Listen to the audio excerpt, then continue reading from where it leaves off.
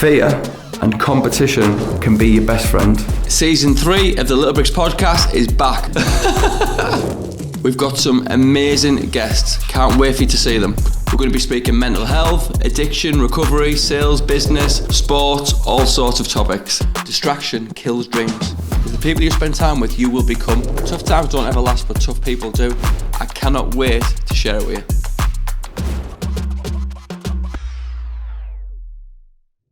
This week's episode of the Little Bricks podcast is sponsored by Bespoke Financial Group, the UK's #1 life insurance broker, helping protect your little bricks too. Welcome to the Little Bricks podcast, Troy Williamson. Hi mate. No, Lee, you alright, mate? I'm good, mate. You? Yeah, not too bad. Top man. Okay, pal. So listen, thanks for coming on the show. Really appreciate giving up your time on a Sunday night as well. This is when you've got a million things on you've just been telling me, so much appreciated, mate. Yeah, it's no worries, mate. I'm happy to be on. So for those who don't know, obviously, yeah, it's middle, isn't it? What's that, mate? Light middle. Yeah, super welterweight, light middleweight. Right. Light middleweight, British champion. In the fight of the year from 2021, which was just like a once in a generation fight between you and Ted Cheeseman. Tell us a bit about your upbringing, please, mate, and obviously for those who don't know your story. Yeah, obviously, I'm born in Dalton. I was born and raised in Dalton on a small estate called Frednoway. I'm one of 11 kids. I'm not going to obviously sit here and say that I've had it hard being brought up, because I haven't, to be fair. We've never had a lot of money. Obviously, there's been 11 of us. There's only me. Obviously, my mum, I was not all to the same mum. My mum's got 4 boys, but obviously, so I lived with me 3 brothers, but my dad's obviously got 11 kids. We're all like that. There's 28, 29 nieces and nephews. He's got 29 grandkids, so we're a big family. And obviously, he's had to hustle, and obviously to keep us going. And we've always had the best of things, or what he could afford to get us growing up. So yeah, obviously, we've not had it easy, but we've not had it hard. Nothing much to say. Yeah. So for those obviously who won't know, my old fella is mates with your dad, Big Vic. He's a bit of a legend across Darlington in the northeast of England, and quite the character, quite a lad in his time as well, Troy. Yeah, he was back in the day. He's a respected man, and he even now he's getting on. He's a respected man. A lot of people have a lot of respect for him. Obviously, growing up, and you said he was a bit of a man back in the day. So we had obviously all the backlash when we were growing up, off police and things like that. Obviously, known as obviously fix human. We obviously got the backlash by the police getting stopped, getting pulled, just for no reason whatsoever. So it was like a bit of a tag on our backs. But now we're growing up and we're making a name for ourselves, and we're going obviously different paths. Obviously, it's getting a little bit lenient, and obviously a bit more quiet. But I still get chewed every now and again off place. Really? Just obviously driving about. Like I've got a private reg on my car, so if I pass a police car and the clock my car, 9 times out of 10. If I had you in the passenger side seat driving up North Road in Dalton, we passed the police car, 9 times out of 10 they'd spin on and pull me just to see who was driving the car. So yeah, constantly getting tugged by the police for no reason whatsoever. But I'm used to it. I've had it since I was like 13-year-old. Nothing changes. Yeah, it's not good at all. Do you think like you're British champion? You come from a small town, a working class town, right? Good family, all working class people. Do you think, I'll put it out there now, because I certainly do. Do you think the colour of your skin makes a difference there? Obviously, I don't like to use the race card, but obviously, I remember one time it'll always stick with me. I remember I was on my push bike with my friend. Driving on the road. We were driving up the road. We were about 14 at the time. 14, driving up the road. We had no lights on our bikes. We got pulled over by the police one time. only 14 and 15-year-old. The pulled us both had no lights. I got a fine. He didn't get a fine. I got a fine for not having no lights on my bike, but my friend didn't have no lights on his bike. But for what, I didn't like say, well, how can you not find him or anything like that? Obviously, just he said, but it's just little daft things that I'll never forget things like that.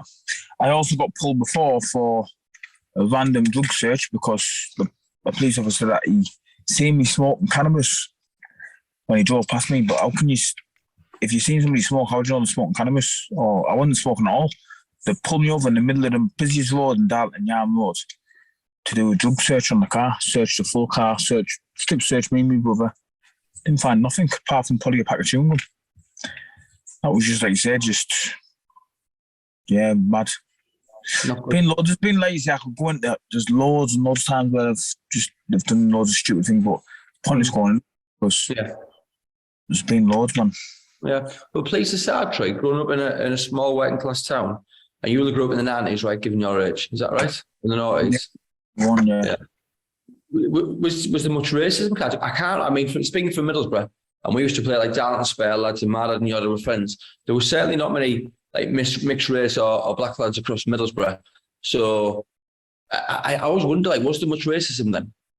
There wasn't in Darlington when I was obviously going through school and stuff. Up until the past 10 years, obviously, it's all Darlington's multicultural now.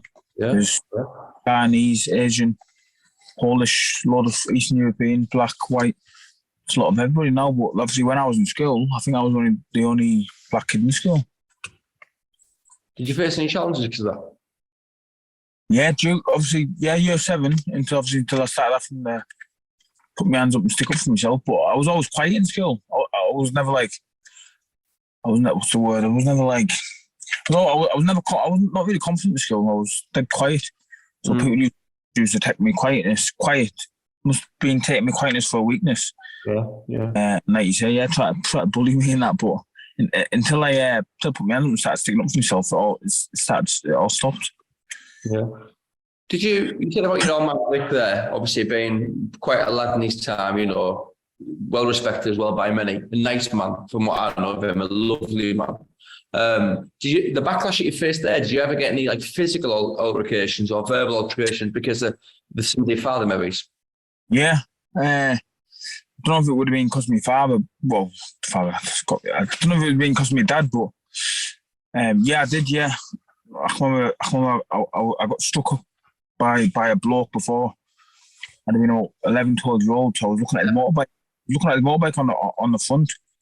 I might have put my hand on his motorbike. I might have just put my hand on the seat and said, just looking at it. Really didn't do nothing. Didn't scratch it. Didn't try and sit on it. I just put my hand on the bike and I got a punch in the face. Popped on my nose, and obviously this dude he still wanders around Dalton. Like, so I see him now. Like, I haven't seen him for a few months, but I see him every now and again, and I make him aware of my presence. I don't need to go and confront him or don't bully him or anything like that. But I make him aware that he knows that I haven't forgot. If you know what I mean. So, and he knows. Obviously, like, I didn't confront him. He knows who I am, and he knows he can remember what he done. So yeah, I just make him aware that obviously that I'm there. And there's another guy as well. He was part of the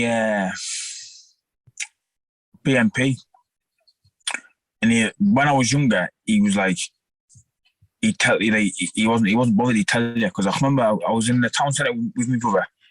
And he said to me, obviously, my brother, he's only a year above me, so we were like 12, 13 year old. My brother said, he's part of the so-and-so.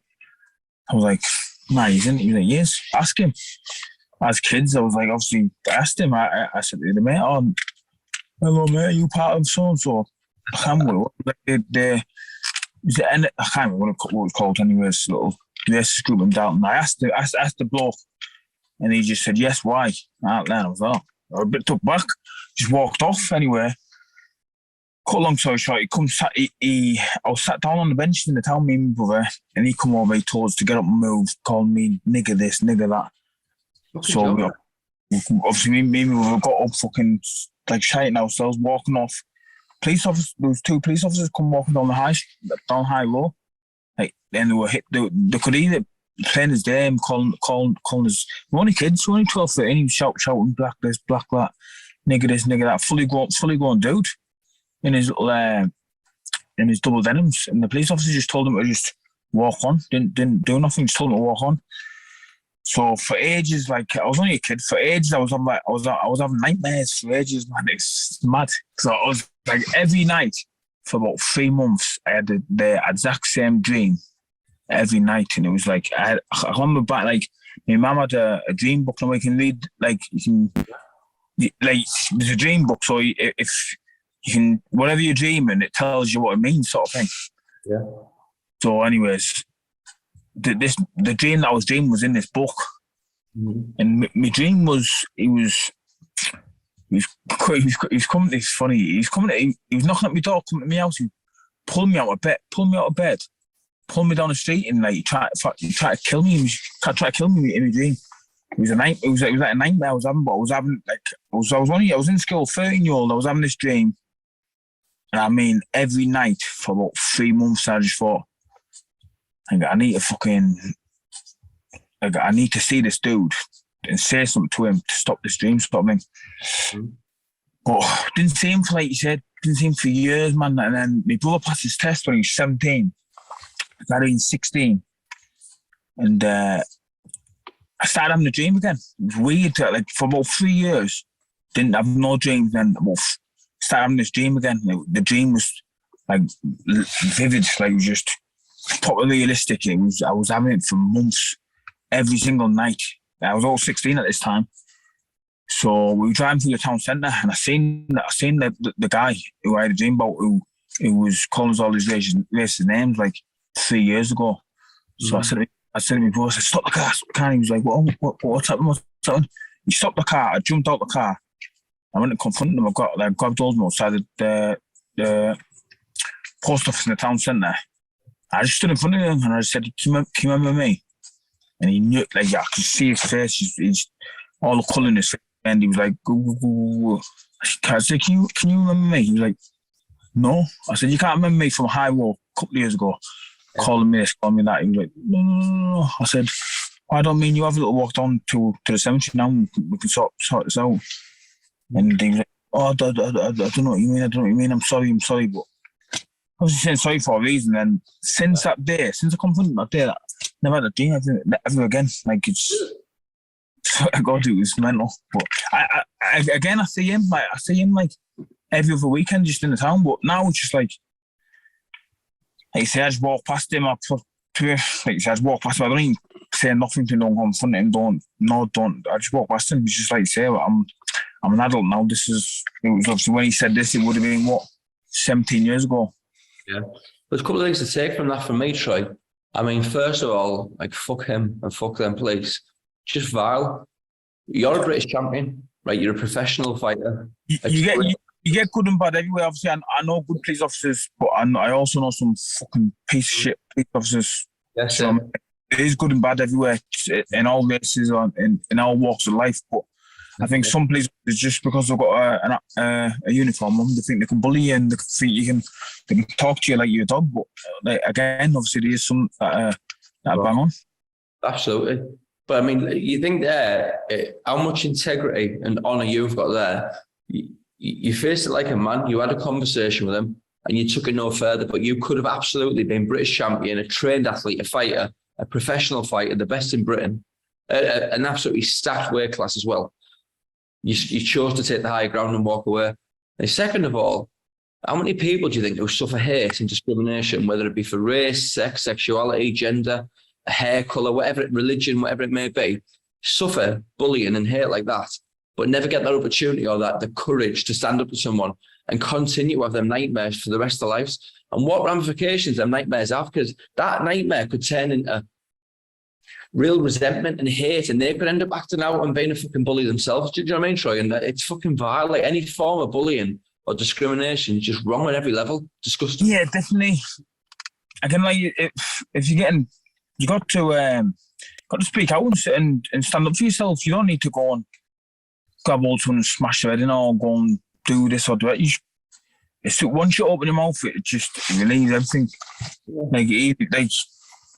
I think once you open, you need to, like you say, you need to have a bit of self-belief, and you just need to say something. Just stand up for yourself, because obviously there's a lot of bullying where people hold it, bottle it in, but have all these nightmares, take too much, and they'll go and kill themselves, commit suicide. I mean, which is a real fucking problem across the northeast, across England and the world, but certainly northeast England, where we're from. We both know many lads, good lads, especially with males. It seems to be a silent killer at the minute, doesn't it? Depression, addiction, end up in suicide. It's fucking heartbreaking. Yeah, it's sad. I think as well, obviously, especially males, I think men obviously think that they're too proud to speak out. They're too, I don't know, they think if you speak out, you're a bit of a pussy or what, I don't know. Yeah. Obviously, I can't really speak on it that much because I've never really been in that sort of situation, but that's the feeling I do get anyways, because I know some strong men that obviously don't speak out and, like you say, obviously commit suicide or whatever, but all I have to do is just speak to somebody. Yeah, been there, mate. Listen, I've suffered with addiction 20 years, mental illness, and so many different reasons. At times, just wanted to end it all, but it's it's a macho thing, isn't it? With men, I can't speak because it makes me look less of a man. There's nobody to speak to. My mates will take the piss and whatever else, but it's become a bit of a pandemic and got out of hand really, because it's such a sad plague across our area. Yeah, definitely. Yeah. On bullies there, Troy, they're just a fucking scourge of society, aren't they? With the behaviour and the way they go on and the way they act, whether it be a word, a look, a glance, intimidating people, for whatever reason they see fit, right?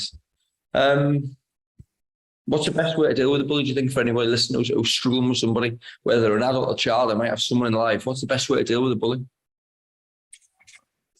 Mate, obviously, for me, I think you got to stand up for yourself. I always tell my nephew was getting bullied before. I say, if somebody hits you, hit him back. Otherwise, it's going to continue to hit you. If somebody says something to you, say something back. If somebody says something to you, you don't need to hit him. Say something back to them. But if somebody hits you, then you hit him back. Yeah. Every action has a reaction. Right. If you're somebody I've been there myself. When I was in year 7, if somebody was bullying me and I was just quiet, just boom, they're on you. But once you put your chest up and stand up for themselves, the bit took back, and you need that's my opinion. I think you got to stand up for yourself in anywhere, whether it's speaking up or putting your hands up. Yeah, definitely. Some people say it's different. Obviously, it takes a bigger man to walk away, but I think it does. But nowadays, the kids walking away, they're going to get stuck into you from behind. They'll stab you straight in the back. Definitely. It's our generation now it's completely different to what it was years ago. Yeah. Have you found with bullies that the minute you stand to a bully, they just fucking fit? I'd say to get that in your profession as well. Even when you stand to a bully, they just always fall, don't they? Yeah, definitely. I think, like you say, a bully's just throw a mouth on. They're very intimidating, pointing and shouting. But yeah, once you stand up for yourself or show them a little bit of action back, then they fold. Obviously, they're not made out as what they think. Yeah. Yeah, definitely. Yeah, I totally agree with you. So your boxing career, then, mate. How old were you when you started? I started when I first went walked into a boxing gym when I was 10-year-old. Darton Amateur Boxing Club. I was too young to compete. Obviously, you couldn't compete until you were 11 back then, so I was just in the gym. I was having hard spars and training 5 days a week, and I got bored. I didn't really like it, so I left and I went and played football. And then played football from the age of 11 till 16, and then walked back into the boxing gym when I was 17. I was in the gym 3 months and I had my first fight, and then that's it. Since then, we're here. Yeah. Did you walk in? Were you a natural straight away, or did you have to work this, Troy? Yeah, I went in the gym. I think it was June 2018. I turned 17 in August, and I had my first fight in October, the 31st. I was only in the gym June, July, August, and October. I was only in the gym 4 months before I had my first bout. Never. So yeah, I think it was a bit natural, bit of natural ability. We've all been, the full family been dead sporty. My brothers played football, one brothers played rugby. My dad used to have us out. If we didn't sleep on the night, if we were making noise upstairs, he'd get us up and we were doing like shop block, it's called. He'd make us do a shop block at like 11 o'clock at night. Brutal. We had one friend stay over before he was that daft. He thought it was funny. Yeah. So we kind of go to bed and he'd be jumping off the bunk bed, making noise upstairs, start be my dad would be like, right, get your clothes on. So we'd have to go for a shop block just because my friend was jumping off the top bunk. Go and run him on the block at 11 o'clock at night. I remember one time my dad took us out and obviously he was driving the car. So we'd run him around the block. Yeah. He was like, right, I'll meet you at home. Keep running. We drove off and he parked up and turned his lights off. So me and my brothers obviously were running down the street and we were like, oh, fucking, he's gone home now, we'll just walk. And then walking past the car. And he was parked up. He's seen us walking. He fucking made us do a couple of laps. I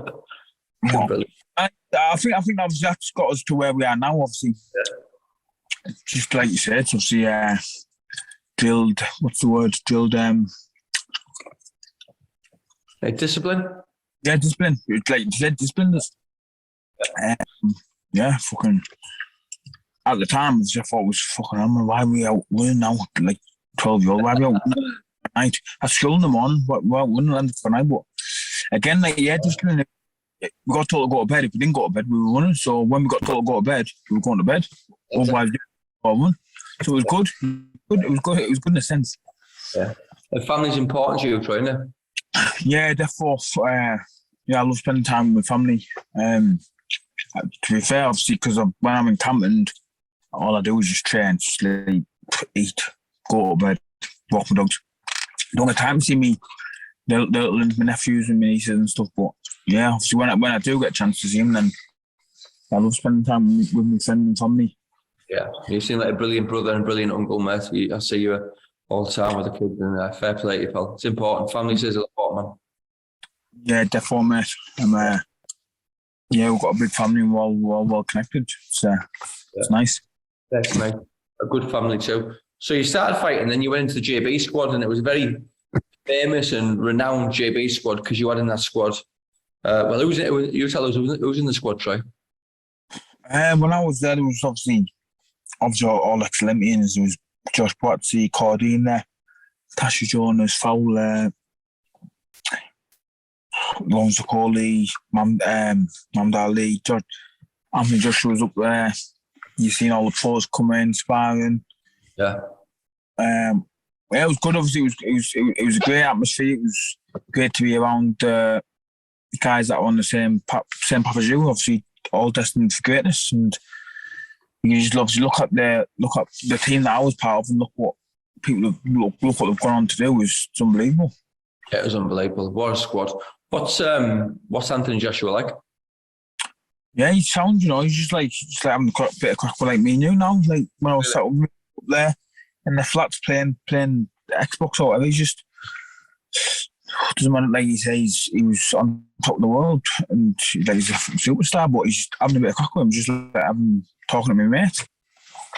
Yeah, man. Did you film with Joyce as well? What's that, mate? Film with Joyce as well. Yeah, Joyce, Fraser Clark, trained with them all. Yeah. The story of Joyce being like a fucking freak athlete, kind of sprint in 10 seconds and he's the fastest. It's a true stories to the stars, man. Never beat me in any sprints, but yeah, he's quick for a big dude. Nah, he's quick. He's quick for a big guy, yeah. Botsy was really cool. Was he? What can you run the 100 in, Troy? I've never really done 100, on time. Never done one. No, were you fastest there though? Pardon? Were you fastest in the squad? Was I the fastest? Yeah. I was one of them. Joe Cordine was, if I can remember, was probably the quickest. Was it? I won the championship. The Peter Girl was quick. Yeah. There was a lot of quick runners there. Yeah. You've been in that camp there then with so many, like, you know, Olympians, world champions, future professional world champions, and people who have fought on Sky box office, household names. Was that a brilliant breeding ground for you to sort of learn your trade, Troy? Yeah, definitely. Not even just being around boxers. Like in the EIS in Sheffield, you were surrounded by like athletics, people doing basketball, tennis, like just all like elite athletes. So yeah, it was good. Good for you. Who was the best that you sparred with there, or you seen in the gym where you thought like, wow? Sparred everybody, like from different countries. I've sparred loads. I couldn't really say who the best was, to be honest with you. They're all different. Everybody has a different style. Yeah. But I always had a world-class sparring. Did you? Is it important that as part of development? Yeah, I'd say so. Yeah, obviously you don't always need hard sparring, but yeah, it's all, like you say, you're sparring all different types of styles. Yeah, it's good. And I had Savannah, obviously Simon Valley's one of my closest friends, and Savannah on, and both told me the Lawrence Okoli story, which is just a fascinating story, really, for him to be world champion. Quite a different thing to our upbringing in the sport to most people, Troy, right? Yeah, we used to work at McDonald's. I love it. Yeah, look at a little thing now. Look. So I can spin this thing around here. What is it? What is it? It's done one little screw. Oh, no. Fascinating. You have to come to my garden there. I've got honestly, the biggest heron you've ever seen in your life just lands in my garden every day. Yeah, I think. Yeah, I think I've worked at McDonald's and then he's #1 cruiserweight in the world now. Crazy story. But went to an Olympic tournament space for what, 4 years? Mad. Apparently big on like law of attraction and affirmations and positive thinking he was. Was he? Yeah. Yeah, Savannah was saying. He's got a book. I read his book as well. Brilliant book. Yeah, I've read his book. Unbelievable. Isn't it? I like reading, yeah. If you've got any recommendations, shot them over. Yes, I've got loads. I'll send you some more. That's one of my other addictions. I'm addicted to everything, mate. So I moved from the drug addiction. I'm addicted to work, but reading's a big addiction of mine. So it's, I'll send you some crackers over, mate. Brilliant. Yeah. Yeah, it's so important. Reading's just a portal to a new way of thinking. It just broadens the mind and helps you think a different and better way constantly and learn more about people. Improves your person. Talks me thinking about food as well. Yeah. Mate, that's another addiction, that one. I ate ice lollies last night. Fucking terrible. 8 ice lollies last night. I don't know. Bad, isn't it? So your professional journey then, mate, you didn't have, like a lot of the Olympians coming out, going through a matchroom. I think one of the like, accusations them lot get, a bit like the UFC fighters who go on The Ultimate Fighter, they sort of get like what seems to be a nice route to a title bout. They sort of get picked to choose, but you didn't have that route. You were fucking like the hardest, most, you train a Craig, who's just a fucking brilliant man and wonderful relationship he used to have got, which I'll speak to you about, but he used to tell us about the struggles to get fights and what was it like having that type of journey up, mate, because it wasn't easy. No, it wasn't easy, but obviously it's got me to where I am now. Obviously it's kept me hungry, kept me on the right path, and obviously I've had to be patient. Obviously I'm on it really. Like you said, obviously being an ex-Olympian, obviously once you turn pro, you catapulted straight up into the rankings. You're fighting, you're having easy fights. Obviously everybody knows you. You got a big profile. Where I turned pro and I was on a ticket deal, selling tickets to pay for my opponents. Not many people are interested. Like I've got a massive following, huge following, but a lot of people aren't interested in. A lot of people would have wanted to come watch the box, but a lot of people weren't interested in coming to these little small hall shows. So you're paying £50 a ticket to go and stand up in a sports hall. Not many people are wanting to, so I was probably selling like 150 tickets at first. And First 50 pay for your opponent, next 50 go 50 with the promoter, and then obviously you're getting the money, 50 tickets. So you're doing like an 8-week camp, you're travelling up and down Middlesbrough training, going up and down Stockton training, travelling down the country, Manchester, Blackpool, Scotland, wherever, Birmingham, sparring, all coming out of my own pocket, and then what, you're boxing for pennies, you're boxing for peanuts. I had big fights mentioned, got offered big fights, took big fights, didn't come through. Got offered fights abroad, took them, didn't come through. We've never knocked an opponent back once. Big name opponents as well, never come through for whatever reason. Then obviously I've worked hard, kept patient. Obviously, my time come, obviously I got a British title, eliminator, won that, got the shot against Ted Cheeseman, won that in devastating fashion, and then obviously, like you say, obviously people started to find out who I am now, and rightly so. Now I'm only getting just starting to get the recognition that I deserve. It's been a long time coming, but I'm here to stay now, and there's still a lot of hunger left.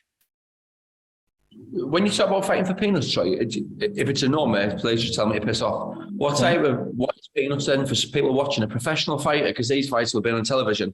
What would you get on one of them fights then, mate, when you're on your will? £1,000. Fucking joking, aren't you? Well, you got to think like what you're spending in 8 weeks. Because you're paying for your food every single day. So how many days is that in 8 weeks? You're paying for your food 30 times 8. 90 day camp, innit? Then you obviously you got your running trainers. You got boxing gloves, boxing wraps. If you need a kit, protein shakes, supplements. Yeah, I mean, you'd be fighting at a loss then, wouldn't you? Hotels, if you stay on sparring. So you run at a lot. It goes on and on. Like you say, you got your car tax, insurance. I mean, like it's not like life's not. People say, but people just say you with Frank Warren, you signed with these, you signed with them. Like you'll be getting good money. Nah. 3% of the boxers out there are on good, like getting good money. Unless you're like elite level fighting for world titles, you're getting good money. Unbelievable, absolutely unbelievable. You know what's brilliant about you and Craig, mate? We'll touch about that relationship now, if you don't mind. Like Craig's just a very well respected man from a great family, a really good, decent man. I played professional football a long time ago when I had hair and a few less pounds or whatever, right? So I've had hair. A long time ago, I had hair, yeah. It looked horrendous. I had like an afro thing. But I've never trained with anyone as hard as he trains me, Craig. And your gym's renowned. It's just a fucking animal camp, isn't it? Like, but you're renowned for being a beast training. What's your relationship like with Craig, mate? Yeah, good. Me and Craig close. Craig's that type of guy anyway. To be honest with you, a bit like myself, he's quiet, doesn't show no emotion, but yeah, we're close. Obviously, I've got a lot of respect for him. He's a great man, and I wouldn't be where I am today if it wasn't for Craig. That's a fact. He's a good man. And we're just talking there on the phone. What a lot of people won't say about Craig. So they say the fighters will get paid peanuts for being professional, being on television. But Craig spends his weekend every weekend helping the kids in Middlesbrough, and he gets no funding, which is a fucking joke. Shame on the people in Middlesbrough, the powers that be. And he spends every weekend travelling up and down the country to help lads prepare for competitions and fights, which he's been doing today. Yeah, I think I've said it just shows the love that he's got for boxing. Yeah. There's not many coaches would do it. Book bills for the boxers, pay for the foods when the boxers are away. I've been there. He books the hotels, pays for all the foods. If there's any kids struggling and needs anything, Craig's first one there. We get sometimes we get 40, 50 kids through a night in our gym. Like you said, is obviously I stay back and help out with the kids. Obviously, I'm not too busy. We've got obviously other coaches, Chris, Justin, Claire, but yeah, obviously the main coach is Craig. He does it all himself, and yeah, obviously we have a champion every single year, not just one, numerous champions, whether it's schoolboy, juniors, youth, seniors, and British champion. Super. But see the thing is, though, mate, yourself British champion. For you and Craig, there's not many people from the North East reach that level. I can only think of a handful. If for a coach, a championship winning coach, or certainly for a fighter, I can only think of like what? Less than half a dozen straight away off the top of my head. Yeah, it's a great achievement. I'd like, to me, it didn't sink in for, to be honest, like, I don't think it's the lads doing, like, I don't look at it like that. Like, for me, like, I'm still Troy Williamson, who's the same Troy Williamson when I was, before I was boxing. Like, when I'm walking through the town and I get kids that like stopping me for photos and things. Obviously, I do it because you've got to do it. I would never like. I've been there myself when I've asked for somebody for a photo and they haven't done it. I would never turn a kid away and say no, not like. Like if a kid's following me about in the town and asking me for a photo, I'd stop and get a photo. Yeah. But if I don't like it, it's just things that you got to do in the public eye. And people recognise you from being on TV. Like people look at me as if I'm some celebrity or whatever, but I never class myself as anything like that. I'm just myself. Yeah, I think, you know what, that's what a refreshing attitude, mate, because success, in my opinion, is absolutely equivalent to complacency and can lead to people just taking the foot off the gas, losing that eye to the target, that hunger. But when you keep that consistency and let it inspire you to go to that next level and that next level again, which I know you've got aspirations of being world champion. And I tell you, the mad thing about you is, Troy, that as a compliment, if you don't mind making an assessment. No, is there? Look, let me get a little scroll on now. See it? I can see, yeah. You know, like the bad thing about you is, mate, for me, is how good of a talker you are. You're articulate, you're bright as a button, you're clearly well read as well. And I think if people give you an opportunity to talk and be on that mic, you're a funny guy too and genuine. I just think you'll get another side of your personality because you're the first person who said I'm blind as a button. I'll take it though. No, you are, mate. You're very, very intelligent. You're very articulate. You're very self-aware. And for a sports person, I've spoke to coming up 60 different people on it, mate.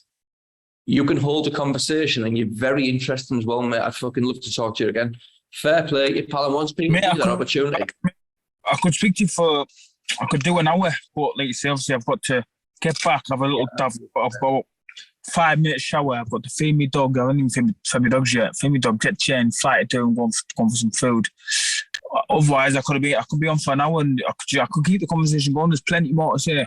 Of course. But listen, if there's two people who deserve success, it's you and Craig Carney, two absolute gentlemen, brilliant people, honest as the day is long, and nothing but respect for both of you, mate. I wish you well, and thank you so much for coming on the podcast, mate. Yeah, no worries, mate. Thank you, mate. Oh, man. Absolute credit to the area, mate. Cheers, pal. Join the award-winning team at Bespoke Financial, where you get free training in your own time.